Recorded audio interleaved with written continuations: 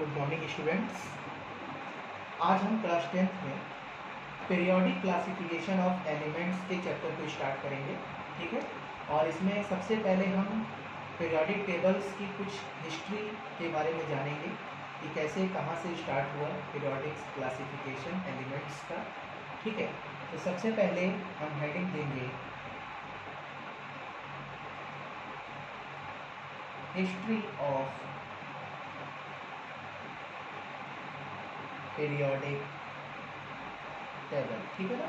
History of periodic table हम इसके बारे में जानेंगे सबसे पहले। तो कुछ साइंटिस्ट आए शुरुआत में पीरियोडिक टेबल को बताने के लिए कि जो भी एलिमेंट्स जिस समय से नोन मिले, मतलब नोन एलिमेंट्स मिले, उसको किस तरह से उन्होंने अरेंज किया, ठीक है ना। तो सबसे पहले जो साइंटिस्ट आए थे उनका नाम था लेवोसियर। लेवोसियर क्लासिफिकेशन, लेवोसियर ने किस तरह से जो नॉन एलिमेंट्स थे उस समय उसको किस तरह से क्लासीफाई किया, ठीक है, इसके बारे में इसने बताया। तो जो नॉन एलिमेंट्स लेवोसियर के समय प्रेजेंट थे उन्होंने उसे दो ग्रुप में डिवाइड कर दिया, एक मेटल की टर्म में और एक नॉन मेटल की टर्म में। उन्होंने क्या कहा कि एक मेटल के टर्म में रखा और नॉन मेटल के टर्म में रखा और दोनों की प्रॉपर्टीज़ को आप कंपेयर करा लीजिए, ठीक है। ठीक जैसे नॉन मेटल सॉफ्ट होता है, मेटल हार्ड होता है, नॉन मेटल की मेल्टिंग एंड बॉइलिंग पॉइंट कम होती है, मेटल की बॉइलिंग और मेल्टिंग पॉइंट ज़्यादा होती है। इस तरह से कई सारे कैरेक्टरिस्टिक्स थे। तो उन्होंने क्या किया कि एलिमेंट्स को दो ग्रुप में डिवाइड कर दिया, मेटल्स और नॉन मेटल्स के टर्म में, ठीक है। लेकिन ये भी क्लासिफिकेशन आगे चलकर कैंसिल हो गया। क्यों? क्योंकि जब आगे मेटेलॉइड का डिस्कवर हुआ तो मेटेलॉइड को आप जानते हैं कि इसमें मेटल और नॉन मेटल दोनों की प्रॉपर्टीज रिजेंबल करती हैं, ठीक है। जब मेटेलॉइड्स का डिस्कवर हो गया तो वही उसका ड्रॉबैक हुआ लेवोसियर का, ठीक है। क्योंकि लेवोसियर ने तो सिर्फ क्या किया था, मेटल और नॉन मेटल की टर्म पे रखा था, लेकिन आगे चल के जब मेटेलॉइड का डिस्कवर हुआ तो वो कैंसिल आउट हो गया, ठीक है। तो हम क्या लिख सकते हैं इसके बारे में कि Lavoisier divided then known elements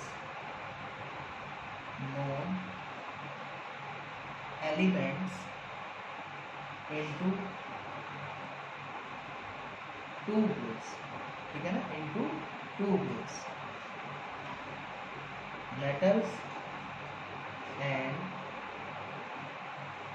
non metals, ठीक है ना, दो ग्रुप में डिवाइड किया, ठीक। फर्दर इसका ड्रॉबैक क्या आया तो यहाँ लिख देंगे हेडिंग में ड्रॉबैक। ड्रॉबैक क्या हुआ कि which classification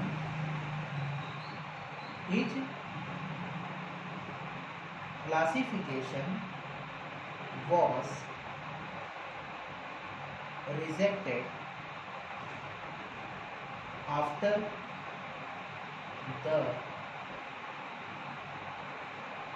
discovery of metalloid, ठीक है ना। जब मेटेलॉइड का डिस्कवर हुआ तो लेवोसियर का क्लासिफिकेशन क्या हुआ, कैंसिल हो गया। क्योंकि इन्होंने सिर्फ क्या बताया था कि जो नॉन एलिमेंट थे वो सिर्फ मेटल और नॉन मेटल के टर्म में थे, यानी मेटल्स के टर्म में जो एलिमेंट थे और नॉन मेटल्स के जो भी एलिमेंट थे आप उनके बीच कंपेयर करा के देख लीजिए, ठीक है ना, उनकी प्रॉपर्टीज़ को। लेकिन आगे चलकर मेटेलॉइड आया जिसकी वजह से इस क्लासिफिकेशन को रिजेक्ट कर दिया गया, ठीक है। तो नेक्स्ट हम क्या पढ़ेंगे, इसके बाद भी एक साइंटिस्ट आए डॉबरनियर ट्रायड्स, ठीक है। इसको आप नोट करेंगे कॉपी में।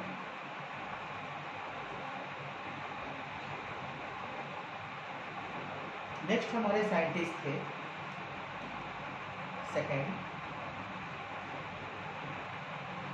डॉबरनियर ट्रायड्स, ठीक है ना, डॉबरनियर ट्रायड्स। इन्होंने क्या किया था कि जो भी एलिमेंट्स उस समय नोन थे तो इन्होंने उसको ट्रायड्स के रूप में, ट्रायड्स का मतलब ग्रुप ऑफ थ्री, तीन तीन के ग्रुप में रखना शुरू किया, ठीक है। तो हम यहाँ लिखते क्या है कि ग्रुप्स ऑफ थ्री को हम क्या बोलते हैं, ट्रायड्स, ठीक है, ट्रायड्स।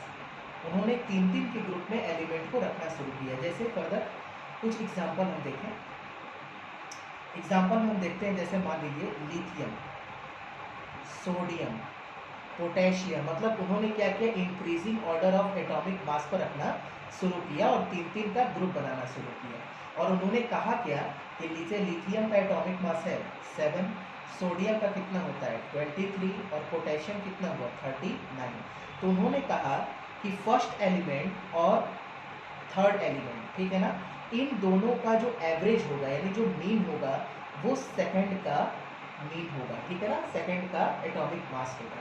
उन्होंने कहा किस तरह से कि 7 + 39/2, तो ये कितना आ जाएगा 23।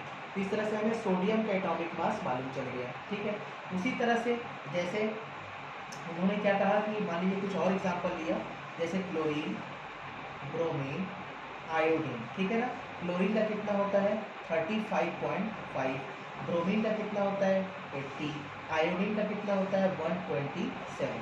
तो यहाँ भी इन्होंने ट्राइड देखा, क्या देखा कि 35.5, तो यहाँ क्या लिखा 30.5 + 127/2, ठीक है ना। तो इसका कितना आया 81.25, ठीक है। ऐसा नहीं है कि इक्वल ही है, अप्रॉक्सीमेट वैल्यू भी आ सकती है, अप्रॉक्सीमेट मतलब उससे कुछ नियर अबाउट, ठीक है। तो यहाँ पे देखो 81.5 और ब्रोमीन का कितना है 18 है। तो इनका कहने का क्या मतलब कि फर्स्ट और थर्ड एलिमेंट का जो मीन होगा वो सेकंड का होगा, जो उसके मिडिल में एलिमेंट रखा होगा, ठीक है। लेकिन ट्रायड्स जो हैं वो बहुत ही कम बना सके डॉबर ने, बहुत ही कम ट्रायड इन्होंने फॉर्मेशन किया। आगे चल के इनका भी क्लासिफिकेशन जो था ट्रायड के फॉर्म में वो भी कैंसिल आउट हो गया, ठीक है। तो हम डॉबर ने ट्रायड्स के बारे में कुछ स्टेटमेंट लिखते हैं, ठीक है। He arranged the elements in a group of 3 such that the atomic mass of middle element is the approximate average of the atomic masses of the two terminal elements, ठीक है ना, 2 टर्मिनल एलिमेंट्स, ओके। तो ये हमारा कुछ statement हुआ डॉबरनियर triad का, ठीक है। और इसका जो ड्रॉबैक आया, ठीक है ना, ड्रॉबैक के बारे में हम लिख लेते हैं। ड्रॉबैक क्या था कि वो बहुत ही कम ट्रायड बना सके। तो हम क्या लिख सकते हैं इसमें कि ही कुड लिमिटेड ट्रायड्स, ठीक है ना, बहुत ही लिमिटेड ट्रायड्स ये बना सके, ठीक है। तो अब इसके बाद डॉबरनियर ट्रायड्स के बाद जो साइंटिस्ट आए वो थे हमारे न्यूलैंड्स लॉ ना। न्यूलैंड्स ने क्या कहा था कि म्यूजिक के नोट पर उन्होंने एलिमेंट्स का अरेंजमेंट शुरू किया था। आइए हम उसे भी पढ़ते हैं। तो ये डॉबरनियर ट्रायड्स, इसको आप नोट करेंगे,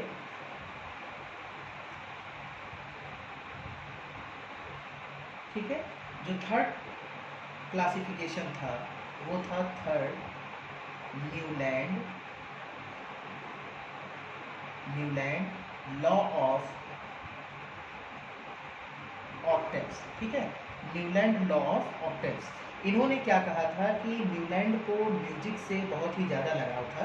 तो म्यूजिक के नोट पर, जो म्यूजिक का नोट होता है, नोट क्या है कि सा, रे, गा, मा, पा, धा और नी और सा, लास्ट में क्या आता है सा।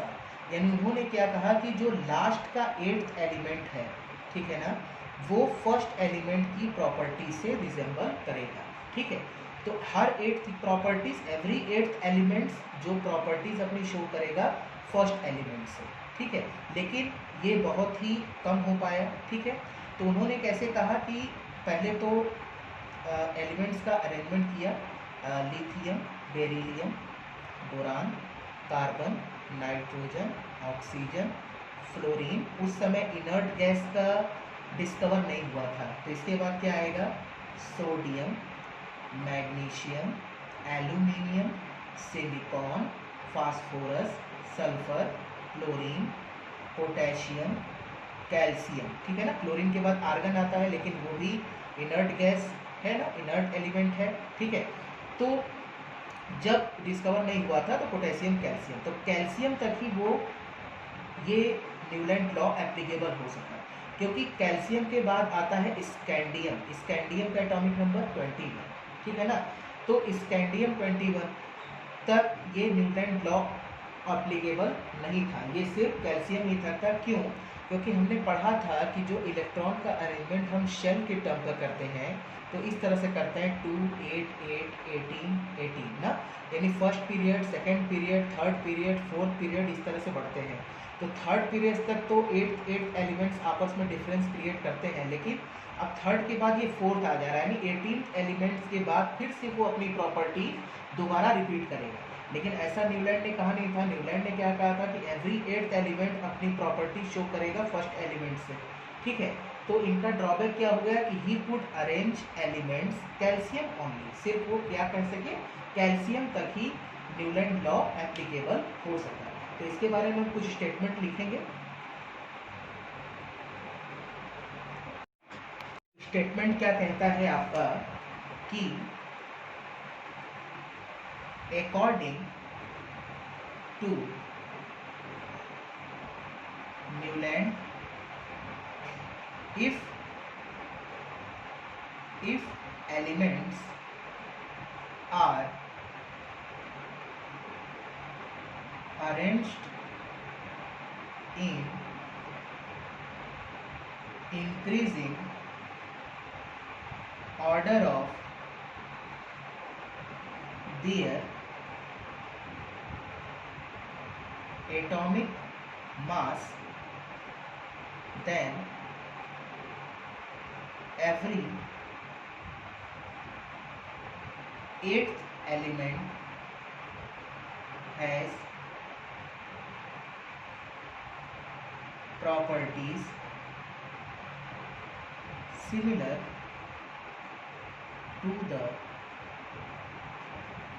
फर्स्ट एलिमेंट, ठीक है ना। और इसका ड्रॉबैक क्या था, इसके भी हम देख लेते हैं। ड्रॉबैक में हम क्या लिखेंगे कि he could arrange elements calcium only, ठीक है ना। यानी ये सिर्फ कैल्शियम तक ही अरेंज हो पाया, ठीक है। तो इस तरह से ये न्यूलैंड लॉ ऑफ ऑक्टेव्स भी कंप्लीट हुआ। नेक्स्ट लेक्चर में हम एक इम्पॉर्टेंट लॉ पढ़ेंगे जिसे हम कहते हैं मेंडलीव्स लॉ, ठीक है।